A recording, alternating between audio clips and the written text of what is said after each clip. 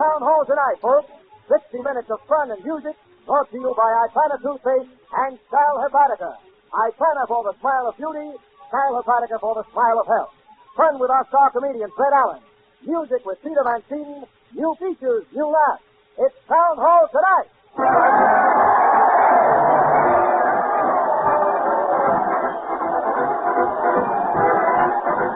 Listen to that crowd cheer Fred Allen as he heads his weekly parade to the old Town Hall. Preceding the band with a breadstick, followed by those drums of the stage, the mighty Allen Ard players. Let's join that happy song. Everybody going! Everybody going! Here they come, home folks. Are you going crazy cutting that telephone wire, Gerald? Nobody's bothering me while I'm listening to the radio. It's Town Hall tonight. Society hostesses. Are we having entertainment after dinner, Mrs. Van Steeden? We certainly are. The butler's turning on the radio. It's Town Hall tonight. Tavern customers. Hey, waiter, how about a little service? I'll be with you when this radio program's over, brother. It's Town Hall tonight.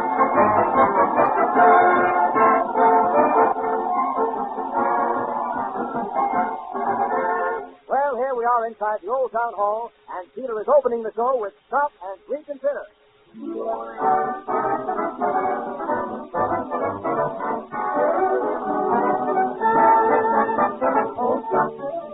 And reconsider, take off the highest bidder.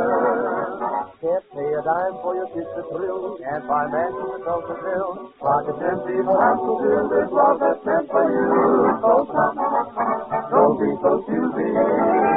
Oh, stop, you got me woozy. We've gone together, share the dream, don't say I love the spot. So stop, and reconsider.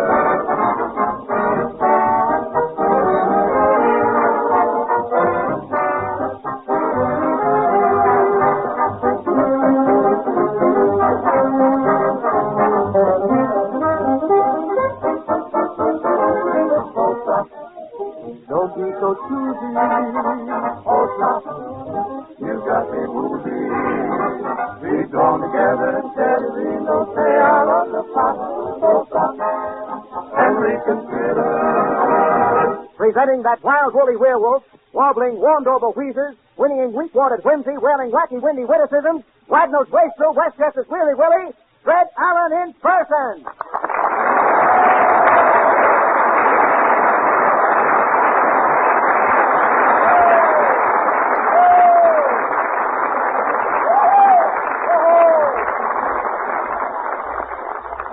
Thank you. And good evening, ladies. I was looking for him. It finally dawned on me it was I. Thank you, and good evening, ladies and gentlemen. Well, in case you haven't looked at the calendar lately, it's Wednesday again.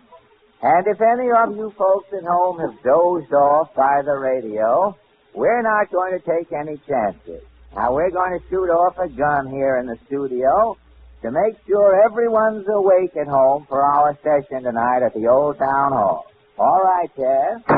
Well, now that we're all bright and chipper, we'll start the ball rolling with the... Get back up on the chairs, folks, if anyone was blown off there. We'll start the ball rolling with the Town Hall news. Did Harry show you how to work the curtain, Andre? You bet. It's coming right down, Fred. The lights go out, and we bring you the latest news of the week. The Town Hall News sees nothing, shows less. New York City, New York. The district attorney, in a recent speech at the Legal Aid Society dinner, suggested a plan to provide penniless offenders with better legal counsel. The district attorney says that the fee-gouging shyster who takes advantage of predicaments of his unfortunate clients has got to go. Town Hall News subscribes to District Attorney's attitude and shows the hapless plight of a minor lawbreaker who fell into the clutches of an unscrupulous barrister.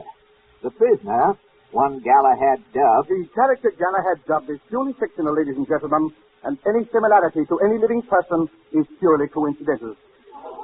The unscrupulous barrister, one renegade Toth, character renegade thought is a figment of Mr. Allen's imagination, ladies and gentlemen. And any similarities to any practicing barrister is purely one of those things. The trial, the people of New York versus Galahad Dove. The following trial, ladies and gentlemen, is purely imaginary. And any similarity to any trial ever held or any legal action ever taken in New York or any other state is so much hug-a-mugger, if you get what I mean. And now that the Town Hall News status is established beyond a doubt, we proceed. This document showing one luckless victim's experience with a gouging lawyer is called The Strange Case of Galahad Dove. On the morning of March 1st, 1934 rather, Galahad Dove, a whisk broom designer, walking down Broadway, spat his gum out on the sidewalk. The dull, sticky thud of gum had scarcely died away when Galahad Dove heard the voice of the law. Hey, you. Me, officer? Yes, you. What's the big idea of spitting that gum on the sidewalk? Well, no speak English. Don't give me that. You're under arrest. Yes, Galahad Dove was arrested, fingerprinted, and rushed pell-mell away to spend the night in jail. The following morning, he was arraigned in court. Galahad Dove, Present, Your Honor. you're charged here with expectorating a mass of tenacious substance commonly used as a masticatory on a sidewalk in New York City. This is a violation of a city ordinance. Guilty or not guilty? Well, I don't know, Judge. I ain't got no lawyer. The court will appoint a lawyer to defend you. A renegade talk. Okay, Judge, I'll take the case. Ah, the unscrupulous attorney is appointed. Galahad Dove is returned to jail. Late that afternoon, the renegade thought that wolf in Chester's clothing calls to see his victim.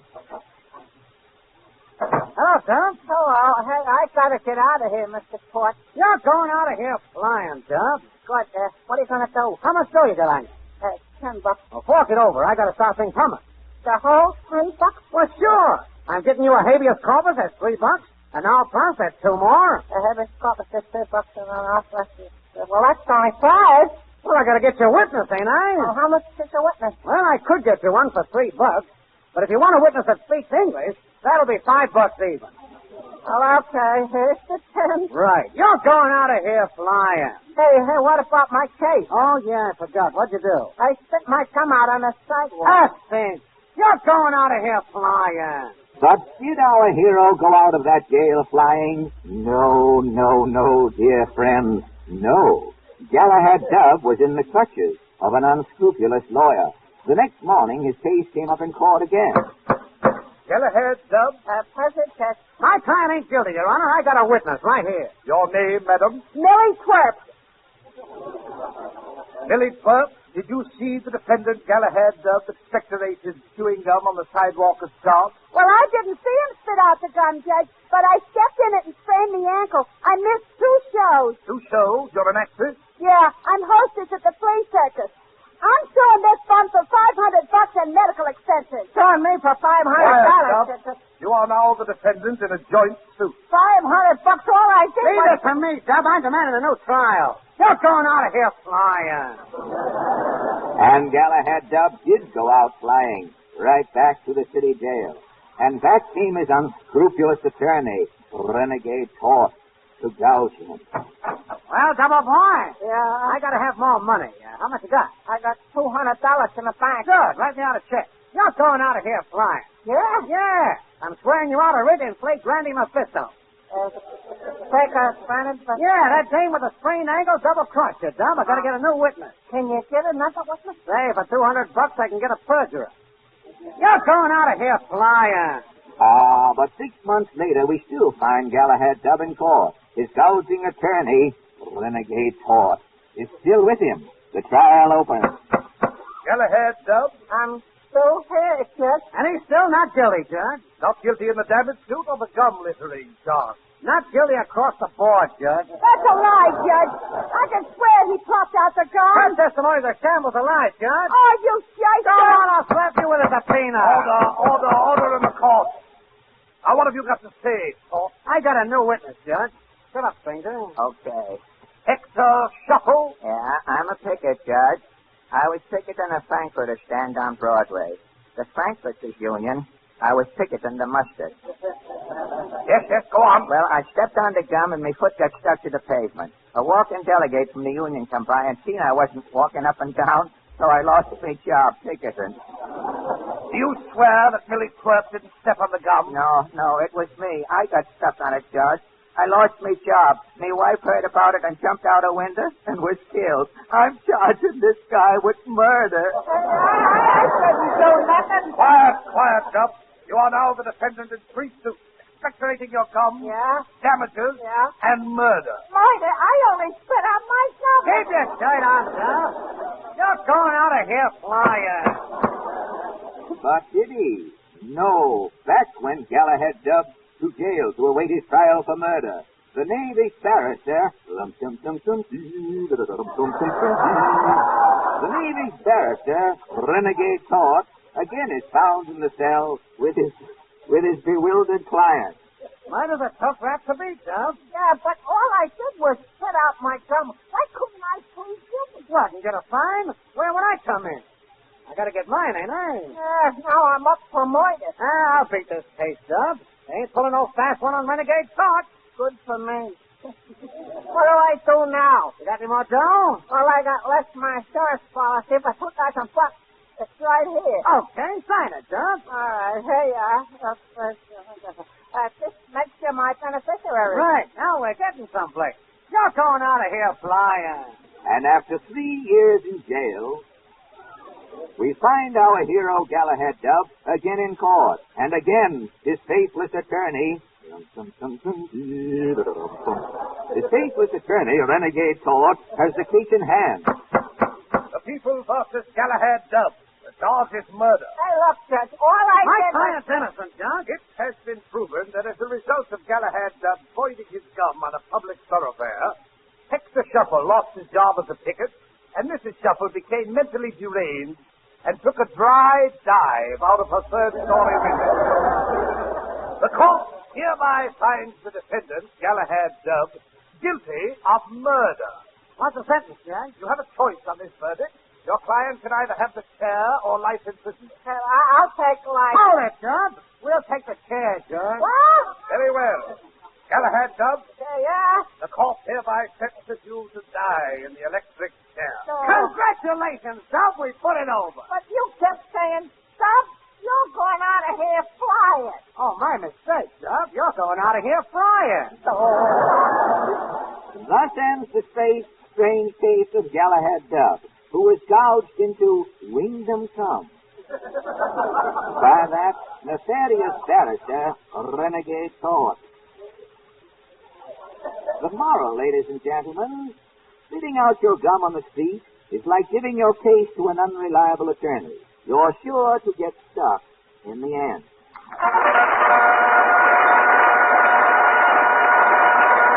Thank you. And now the Merry Macs, ladies and gentlemen, if they'll stop reporting me long enough to sing. Tonight they'll swing The Campbells Are Coming.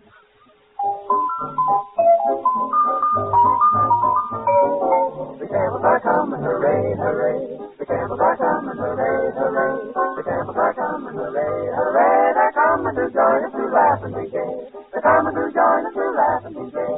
They're coming to make this a gay holiday. Through and through downs they are marching along. They're coming to join us in laughter and song. The Campbells are coming, hooray. The Campbells are coming, hooray. The Campbells are coming, hooray. They're coming to join us to laugh and be gay. The Campbells are coming. Oh, the Campbells are coming.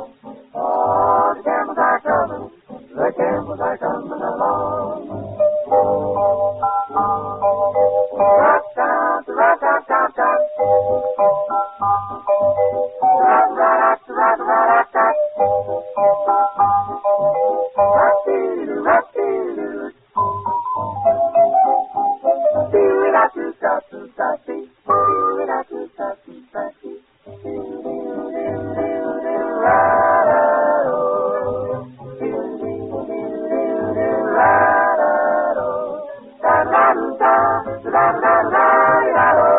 They're coming to join us to laugh and be gay. They're coming to make this a gay holiday.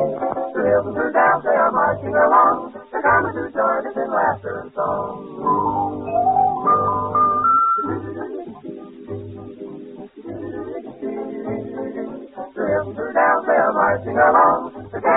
helmet, hooray, hooray, hooray.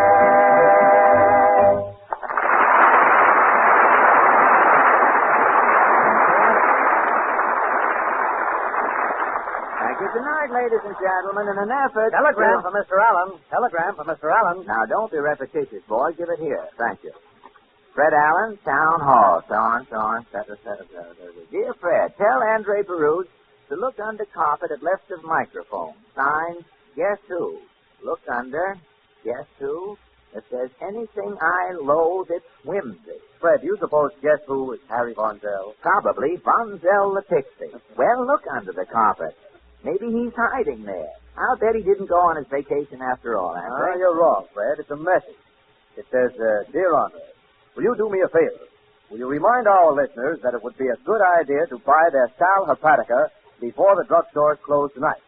Because you never know what morning you're going to wake up feeling headachy and loafy. And the sooner a person gets after that under-par feeling with Sal Hepatica, the sooner he's apt to feel like himself again. And I'd appreciate it if you'd explain why.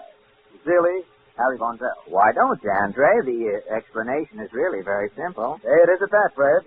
Because the two things that usually cause a sluggish feeling, ladies and gentlemen, are the two very things Sal Hepatica was especially made to get after.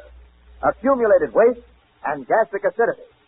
So whenever the need for a laxative is indicated, just put 2 teaspoonfuls of Sal Hepatica in a glass of water and drink it. You'll be surprised how soon you'll feel alert, alive, more like your old normal self again when you take Sal Hepatica.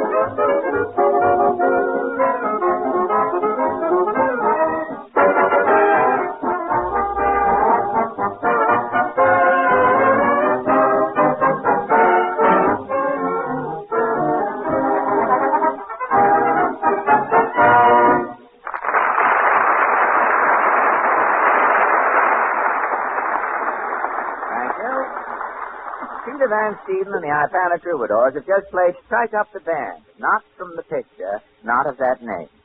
And now, ladies and gentlemen, I know you didn't expect to meet... Whom do we not expect to meet tonight, Fred? Well, this is National Airmail Week, Andre, and I'm going to interview a gentleman who has not only flown airmail, he's been an airplane mechanic, he has given barnstorming exhibitions, he's been a test pilot. In fact, our guest this evening has spent so much time in the air that eagles nod to him as he flies by these days. And so tonight, ladies and gentlemen, I know you didn't expect to meet Mr. Ralph W. Smith. Good evening, Mr. Smith. Good evening, Fred. Well, that puts it squarely up to me, Ralph. Now, how long have you been engaged in defying the law of gravity and heavier than aircraft? I have been flying since 1928. 10 years. And in those 10 years, approximately, how much time have you spent in the air? About 3,000 hours, Fred. 3,000 hours. And how many of these hours did you spend in the airmail service, Ralph? I flew mail between Detroit and Cleveland for 3 years. Well, I guess flying the mail gets discouraging at times, doesn't it? How do you mean, Fred? Why, a mail pilot flies through snow, sleet, storms, and gales. He finally lands exhausted to deliver a letter that says, Junior has the measles. How is Aunt Minnie? Did you put out that little light under the ice bar? I think most airmail letters are more important than that, Fred. Well, I hope so. And I think it's only fitting and proper that the nation should observe National Airmail Week each year. Yes, the airmail service has made rapid strides during the past 20 years. You know, there's another figure in aviation who has been arousing the interest of the public lately, Ralph, the test pilot. You have engaged in this work, too, haven't you? Yes, I tested planes for the Thompson Aeronautical Corporation back in 1930. That's nerve-wracking work, isn't it? Something tells me you've been seeing your test pilot in the movies, Fred. Do you mean to stand there, Ralph W. Smith, and tell me that all the test pilots haven't got dimples like Clark Gable, and their wives aren't as pretty as Myrna Loy? Modern test pilots aren't glamour boys, Fred. Many of them are college graduate engineers with a scientific approach to their work. Oh, that's your story. I saw those movie pilots. I think you find most movie stars use doubles. Well, they might occasionally, Ralph. You know, it isn't generally known, but I had a double in the last picture I made. Were you in any danger of making Sally, Irene, and Mary? Well, not just making the picture, Ralph, but when the picture was released, it was pretty risky for me to be seen out around on the street. I hired a reasonable facsimile to walk down Broadway for me until the picture blew over. I didn't think you were so bad, Fred. Well, that's only one. What's your opinion and mine against so many, Ralph? But enough about my celluloid faux pas. I understand you were with Admiral Byrd on his last trip to the South Pole. Is that right? Yes, Fred. I left for the South Pole in 1933. In what capacity did you serve on the expedition? As pilot, which also included navigation and radio. How many men were in the group? 56. You must have taken plenty of supplies along. We carried over 300 tons of food and equipment, 12,000 gallons of gasoline, 4 airplanes, 4 tractors, and 3 cows. 3 cows. Did the cows give milk in that extreme cold weather? Oh, yes. You know, I always thought that when the temperature got below zero, a cow gave milksicles. or those good humor sticks. No, Fred, those cows came in mighty handy. Yes, I guess in that cold you fellas could use 3 extra jerseys.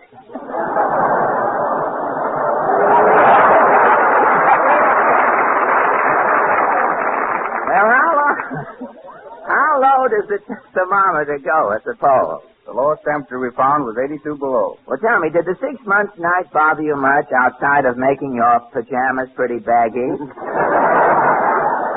Total darkness only lasted for about 4.5 months at the pole, Fred. Say, 4.5 months. A guy with a nightmare there has got something, hasn't he? What would you say was the greatest kick you got out of your stay at the South Pole? I guess it was the day we discovered the mountain range, Fred. Were you the first to set eyes on the mountain? Yes, Fred. Commander Byrd credits me with this find in his book, Discovery. Say, speaking of Commander Byrd, he could have used you last Monday, Ralph. I read in the paper where the commander got lost over at the Jamaica Station in Long Island and missed the train to Babylon. I hope this will be a good lesson to you, Ralph. If you ever start out to find a town on Long Island, take your compass with you every time.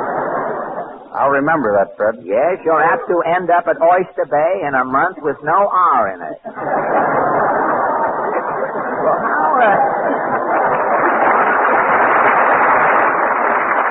how long were you away with Commander Byrd's expedition? We left in September 1933 and returned May the 10th, 1935. What branch of aviation are you active in now, Ralph? I'm doing aerial display work, Fred. Skywriting? No, I tow those banners and signs you see advertising different products in the air. Oh, those Welkin commercials they have?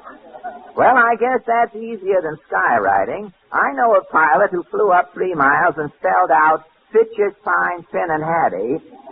And when he landed, he had to go right back up again. He'd forgotten to dot the I's.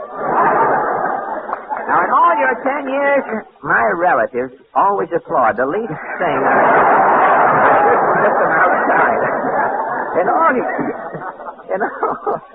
all your 10 years of flying, Ralph, have you ever cracked out? No, Fred, I've never experienced a major accident. Well, I take it that you consider aviation a safe means of travel. I certainly do, Fred, and it's getting safer every day. Planes are constantly being improved, weather predictions are more accurate, and the increasing use of the radio beam tends to make flying as safe as walking. Safer probably on weekends with those Sunday drivers. But would you advise a young man today to go in for aviation? If he's willing to put in plenty of hard work, yes, Fred. Well, how about women aviators? Oh, no, you don't. I get it. Say, I know a girl who'd have made a great pilot if she hadn't gone into the theater. Who, Fred? Sally Rand. You know, I don't know how she'd have been on a 3-point landing, but she used to be a demon taking off.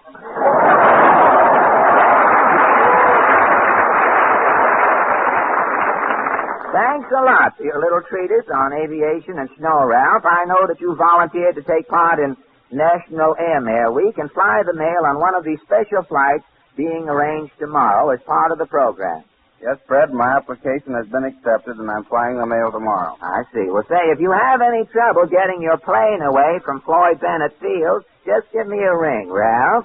Do you think you can help me out, Fred? Why, with me at the wheel, you're going out of there flying. I'll keep that in mind, Fred. Thanks. Good night. And good night and many happy landings, Ralph W. Smith.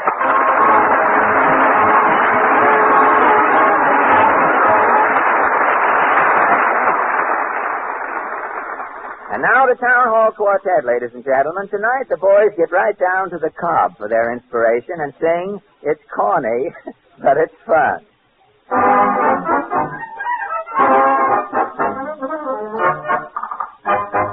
Lately there's been so much said about this thing called swing. Till you've learned its player's name, you just don't know a thing. Well, that may be the modern way, and they may have something there. But I prefer the corny stuff, I'm just long underwear. I like to snap my fingers when the band is playing jazz. It's corny, but it's fun. And I like to watch the leader man when he gives it all he has. It's corny, but it's fun. I always ask an orchestra to make it hot and snappy. I don't care if it's good as long as everybody's happy. And I like to yell expressions like, "Yeah, man," and "razzmatazz." It's corny, but it's fun. I like to sing high tenor when they sing Sweet Daddy lines. Well, that's corny. I know, but it's my main holder. And I like to tuck my napkin into my collar when I dine. That's awful corny. But it tickles my fancy. I don't know the Big Apple, but I always try to fake it. And even if it kills me, I gotta show 'em I can take it. I always tell my partner that her dancing is divine. it's corny, but it's fun.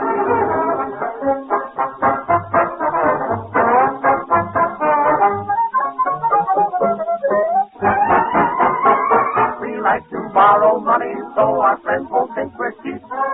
We know it's corny, but it's fun, such fun. We like to go to weddings where they stand around and weep. We know it's corny, but it's fun. I got a one-piece bathing suit, but I refuse to try it. And he always hates to get it wet because he'll only have to dry it. We wake up every now and then to see if we're asleep. It's corny, but it's fun. Bring the cold. Shout it out, just fun.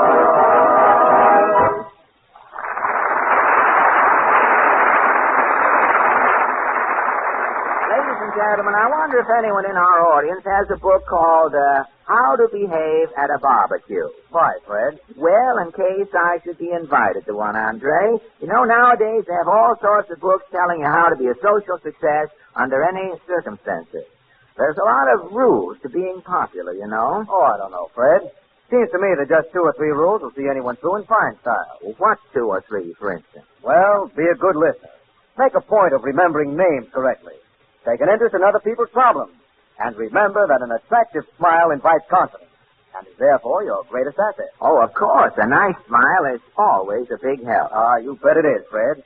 That's why we say, if you have an attractive smile, ladies and gentlemen, keep it that way with the help of Ipana toothpaste and massage. If you don't have an attractive smile, then by all means change to Ipana and massage tomorrow. Because Ipana was especially designed not only to clean and brighten your teeth, but when used with massage, to help give your gums the exercise and stimulation they fail to get from the soft, creamy, well-cooked food you eat, the toning they need to help guard against gum trouble. And with healthier gums and brighter teeth, your smile just has to be more attractive. The only way you'll ever know how much Ipana will help you, ladies and gentlemen, is to try it. So say to yourself right now, tomorrow I'll start using Ipana.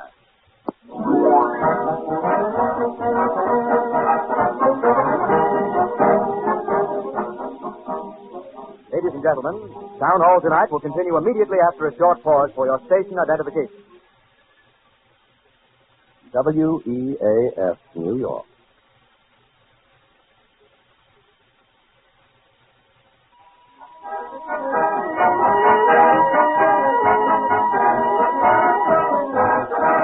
Peter Van Steeden and the Arpana Troubadours had just played Great Day. Peter was a little pressed for time, so he couldn't give us all of Great Day, just a dash of the forenoon, as it were. Now, on Friday night... Oh. Now, no, they're not here, neither of them. The boys have gone. They went that way. Hello?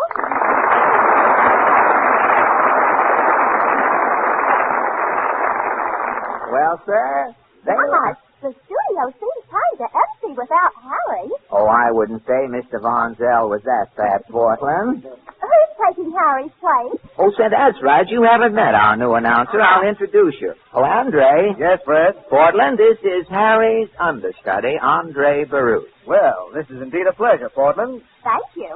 Have you met Peter Van Steeden, Mr. Baruch? No, I haven't. Peter? Yes, Portland. This is our new announcer, Mr. Andre Baruch.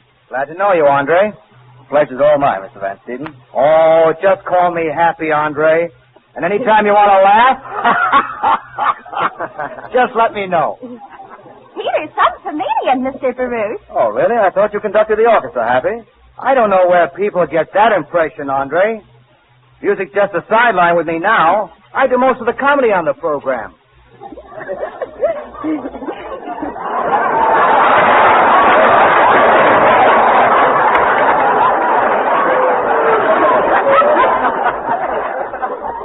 You do most of the comedy, hey? With your back to the audience there? What do you do if you're mugged? Dislocate your neck? The only confidential mugger on radio. Say, you do all of the comedy. Somebody ought to give you to a Mickey Finn. There's a little jealousy on the program, Andre. Certain parties. Yes, Peter doesn't want to mention any names, Mr. Baruch, but it's Mr. Allen. Oh, I should be jealous of a musician who thinks 4 in the bar is a quartet drinking. Don't believe all you hear on this program, Andre. Now listen, Satchmouth Van Steeden. The stork must have brought you on a rainy night, and you've been all wet ever since. Have I got an answer for that? What is it, Peter? Oh, I'm no show-off. I can hold it.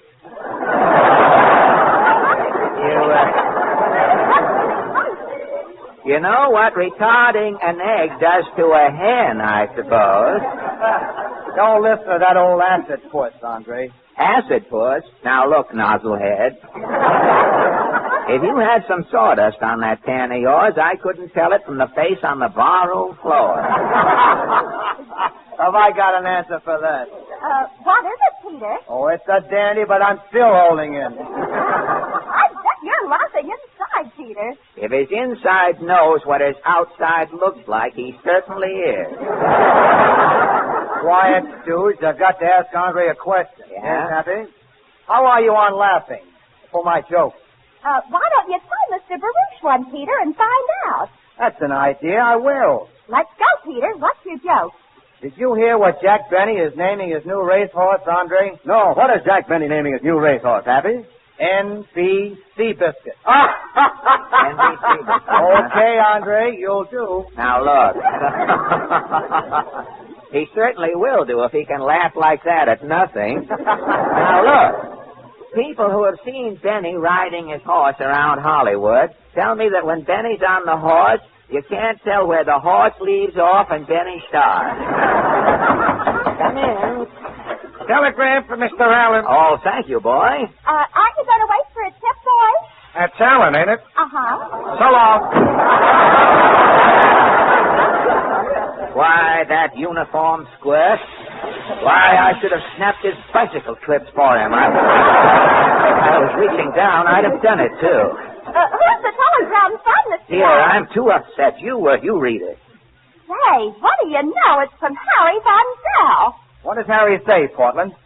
Dear Fred, I am up in the thick of the woods. Just heard the first part of your program. Wish you were here. Why, that ingrate, that overstuffed loafer, and how I'll. Yes, that's saved by a knock on the door. I was to have told him. Come right in, Gramps. Here, hold on. Wait till I get my gear. Now, just a minute, you two. Yes, Ryan? Yeah? Just let me press what's hanging out of your sleeve. This fringe? Know your hand, brother. You are now in conference with Baxter B. Blurt, the world's greatest showman and town scout. Well, That's what you say, brother. Well, I didn't... I got a tip Harry Von Zell was off your program. Yeah? How did you know? Coming downtown, people was throwing their radios out the window. Coming down. You didn't go uptown, did you? See how it was going? Say, tell him who I am, Baxter. Wait till I schmooze him once over lightly, Graham. Now, wait a minute. None of that. While Von Zell's away, you're going to need plenty of talent on this program, Alan. Tell him who I am, Baxter. I'll bite. Who are you? I'm Red Hot Gramp.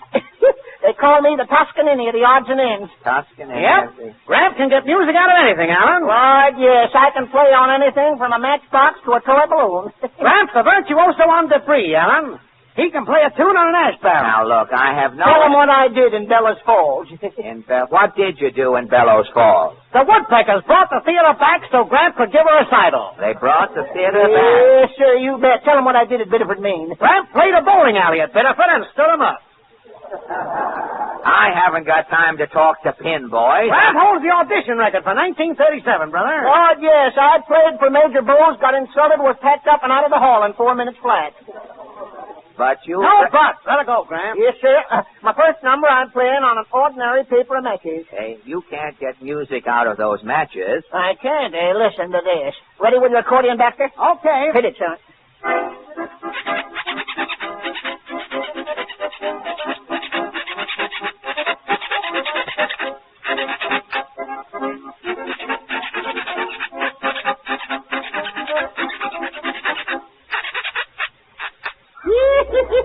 Hot diggity. How's that, Bud? Ready for an encore?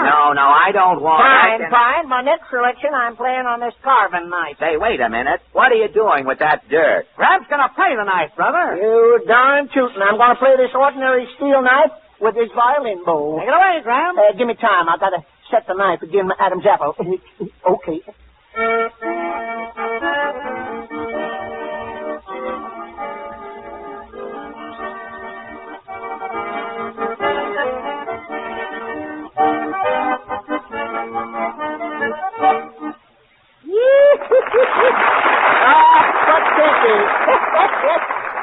How's that, lame brain? You know I can't answer that question truthfully over the air. Hot diggity. I'm a homeboy at heart, but I sure went to town. Fine. Now, if you'll just pick up that musical cutlery there. Hey, you ain't heading off, Gramp, till he gets to his big finale, Bud. You bet. I'm winding up with this toy balloon. Wait till I blow her up. I don't know what it is. I pet babies. I don't pick flowers. I give folks in wheelchairs the right of way. And everything happens to me. Quiet, Bud. Gramp's all set for his balloon solo. Okay, dokey. Let it go, Professor.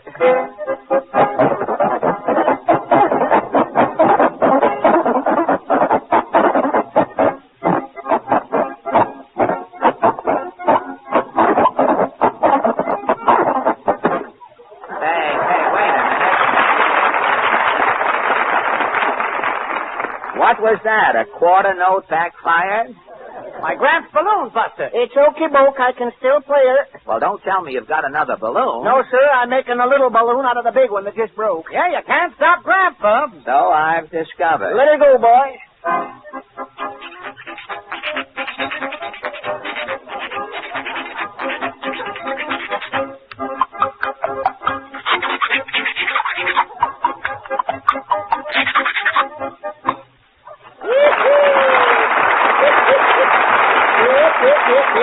What did you do? You blow a filling there at the end? Yeah, that was, how'd you like that? Is that the end? That is the grand finale, brother. Fine. Well, what do you got to say? Am I getting Harry Von Zell's job? It's up to Portland. What do you say, Portland? Hallie? How?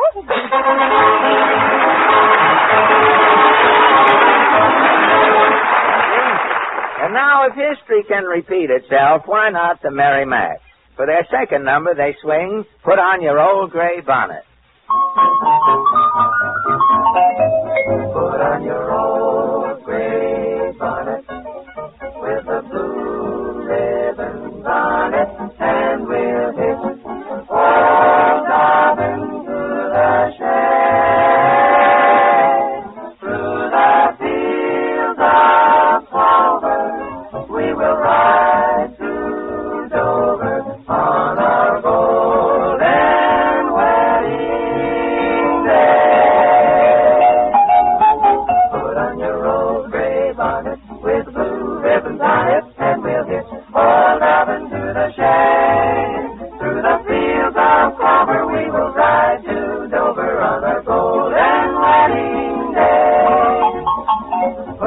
sleigh bonnets with blue ribbons on it. And we'll hit so darling to the shanty-wee-da, through the fields of clover. We will ride on to Dover, on a cold wet day. Put on your old gray bonnet with the blue ribbons on it. And we'll hit so darling to the day, oh darling to the day. Through the fields of clover, we will ride on to Dover on our golden wedding day.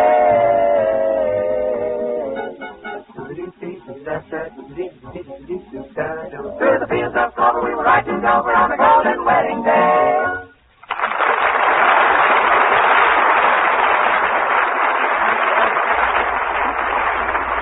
We have with us tonight, ladies and gentlemen, a man who is here for the express purpose of giving something away. My friend and able colleague, Andre Baruch. Well, ladies and gentlemen, what I'm giving away is advice.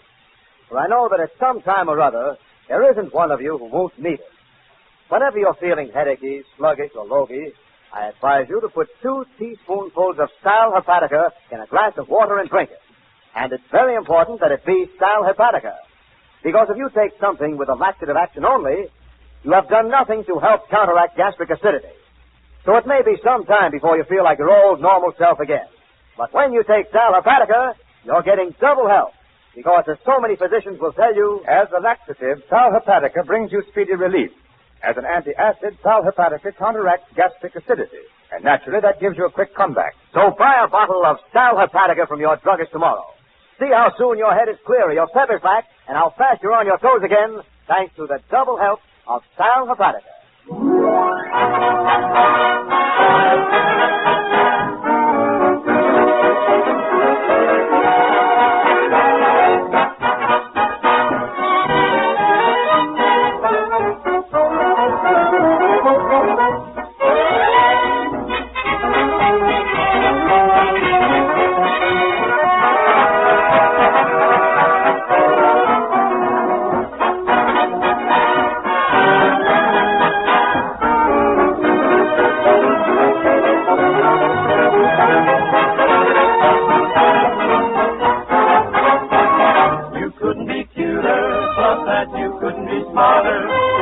Intelligent face, you have a disgraceful charm for me. You couldn't be keener, you look so fresh on the cleaner. You are the little grand slam I'll bring to my family.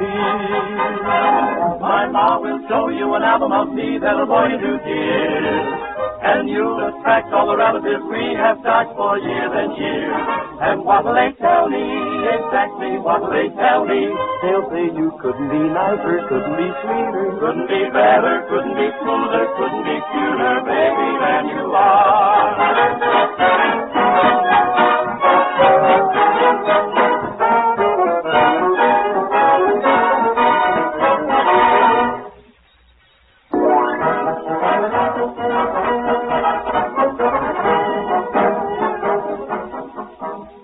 Ladies and gentlemen, Town Hall tonight will continue immediately after a short pause for your station identification.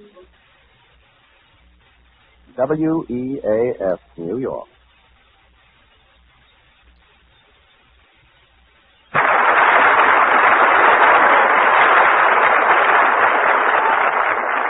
Surely whoever put me to sleep should have awakened me there when they're finished. Now, ladies and gentlemen, Peter Van Steeden, the Ipana Troubadours, the Town Hall Quartet, and I have just finished for you You Couldn't Be Cuter. And now, ladies and gentlemen, the mighty Allen Art Players. Tonight they offer a tribute to a popular radio comedian and present a musical tableau called This is the House That Jack Built. Overture, Peter.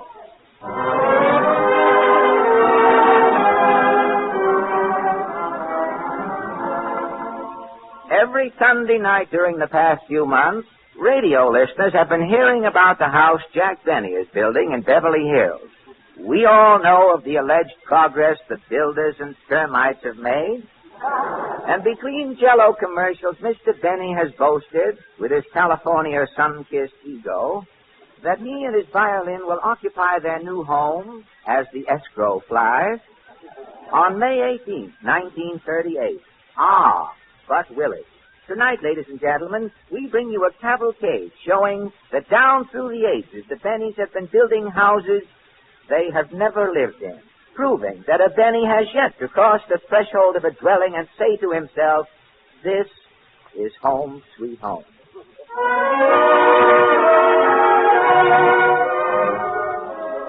The first Benny missed living in his own home in 200,000 B.C. He was a prehistoric ne'er-do-well, Gog Benny, a stonecutter. Gog lived in the swamp, and his days were spent chiseling words on rocks, for he was a Stone Age author whose light fiction even weighed 80 or 90 tons. One morning, Gog Benny was chipping away at a rock. A stranger stopped and spoke to him. You Gog Benny? Busy, lighting sonnet. Me from Stone Age Real Estate Corporation. You ought a company build you cave? Cave finished. How much? 1 brontosaurus tusk down, 1 leopard tooth a week. Too much. Offer half. Stone Age Real Estate Corporation, 1 price company. Gog Benny, 1 price too. Offer half. Deal off. Gog Benny stay in swamp. Spend life cutting stone. Gog Benny will die as he lives. A chiseler.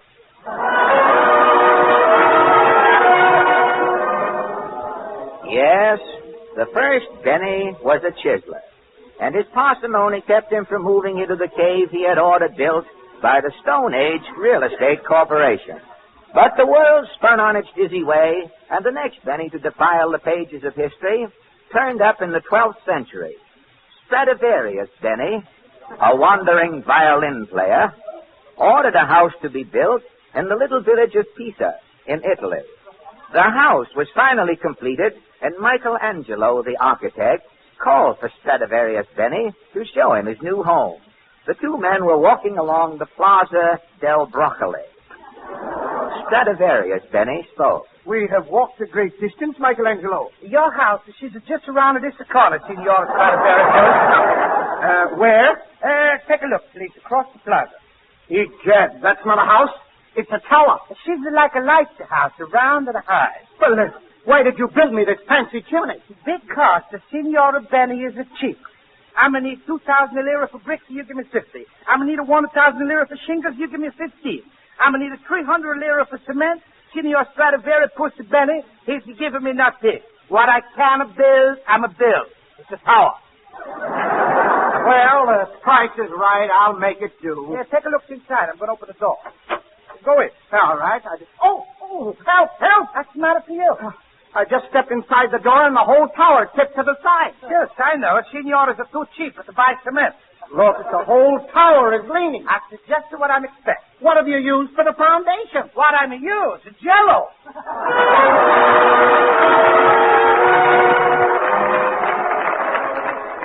And today, ladies and gentlemen, the house that was never lived in by Stradivarius Benny still has its Jello foundation, and it is called the Leaning Tower of Pisa.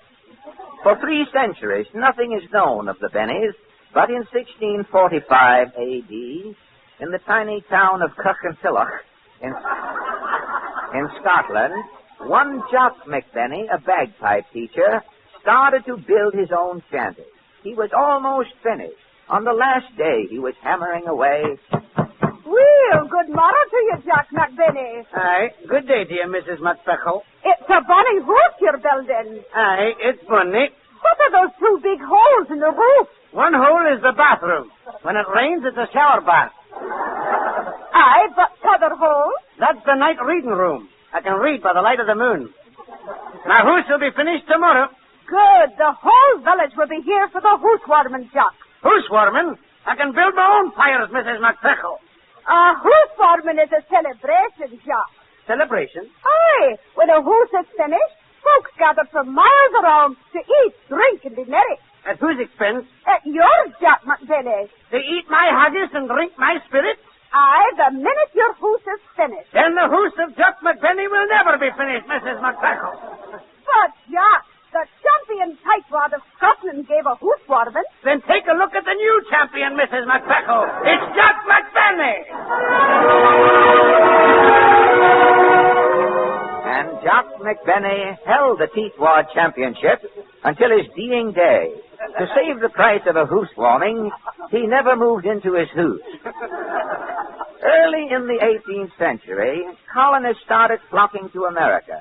And in 1733, a Benny suddenly appeared as if by magic in Philadelphia.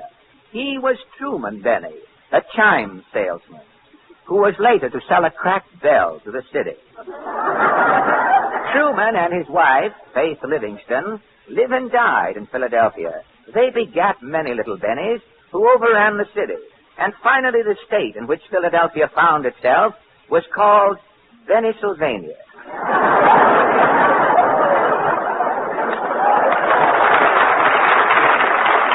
In 1849, the gold rush started, and a cross-eyed Benny, one snag-tooth, got off the California trail and ended up with his covered wagon at Waukegan, Illinois. Waukegan was a rip-snorting trading post. The pit survived. Dog ate dog and vice versa. And the villagers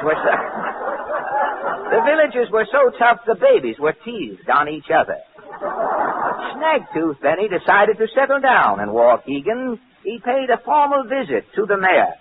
Where's the mayor of Waukegan? I'm the mayor, stranger. Two-gun talk, it's the name. I'm Snagtooth Benny. I'm aiming to settle here in Waukegan. Man's got to be pretty tough to reside here, partner. Well, I'm so tough I got my boots laced with rattlesnakes. The buttons in my coat is black widow spiders, and I got a wildcat outside watching my duffel bag. A Boy Scout, eh? That's right. I'm aiming to get me a cabin here in Waukegan. Jesse James was telling me that none of you Bennies ever get to live in your own houses. Well, Snagtooth Benny is defying that tradition. I'm getting into my own shebang. Well, come on. I'll get your cabin next door. Let's go. Yes, sir. Cabins is mighty scarce here in Waukegan. This shebang next door empty? Nope. There's a couple living here. I'll see if they're in a hump. What do you think they'll vacate? I'll show you how we take care of the housing problem here in Waukegan. Howdy, Mayor Joker. Howdy, Mrs. Rumpel. Where's your meat? Musty is peeling a puma. Say, Musty. Yeah? Two-gun talk to see ya. Yeah, well, what's on your mind, Two-Gun? As mayor of Waukegan, I'm renting this cabin to Snagtooth Benny. But we're living here, Mayor. Yeah, you ain't putting me and Mrs. Rumpus out without a dispossess. Here's your dispossessed, Musty. And here's your Mrs. Musty. Oh. And there's your cabin, Snagtooth. Thank you, Mayor Talcott. I appreciate your hospitality here, but I ain't so keen on your manners. What's wrong with Waukegan's manners, Snagtooth? You shouldn't have plugged the man to start, Two-Gun. Where I come from, it's ladies first. Them's fighting words, Snagtooth. And I'm a... Oh! You're dead, Benny. Jesse James was right. A Benny never gets to live in his own house.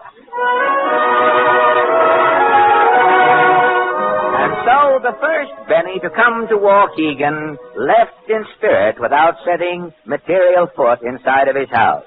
Other Bennies came to Waukegan later, but they lived in parking spaces and formed little communities in pool rooms behind the 8-ball.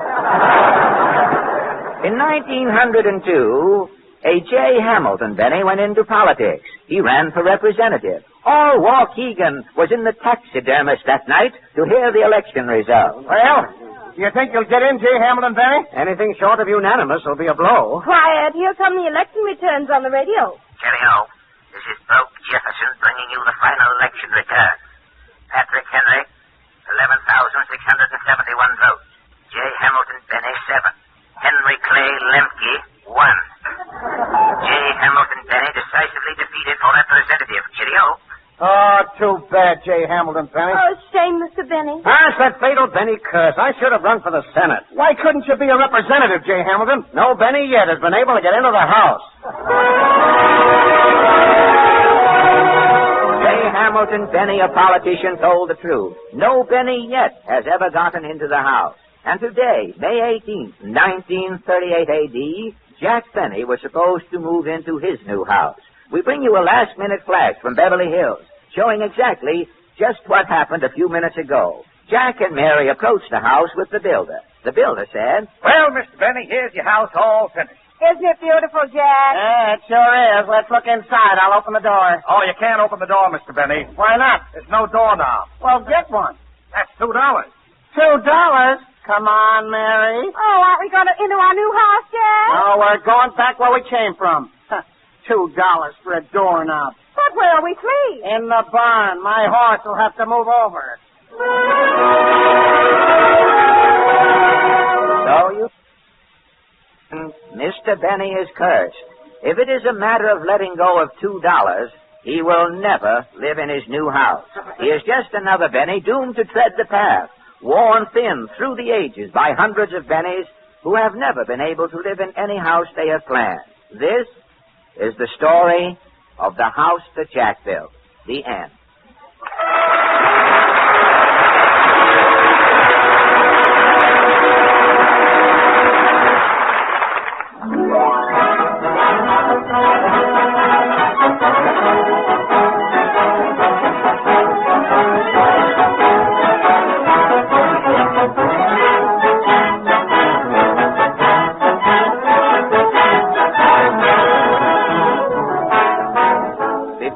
The skeleton of next week's show out of the closet, ladies and gentlemen. Andre would like to leave you with a fact, and I would like to express a hope. Well, here's the fact, ladies and gentlemen.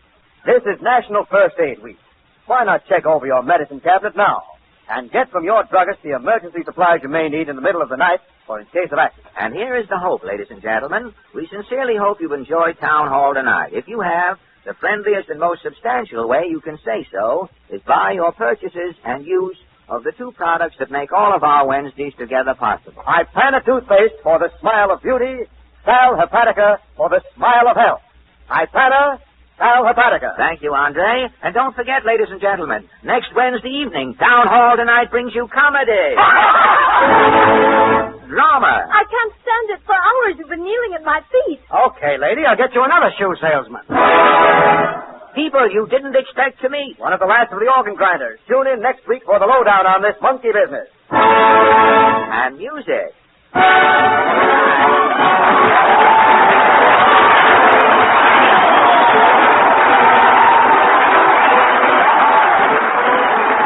Shooter is from the joy of living.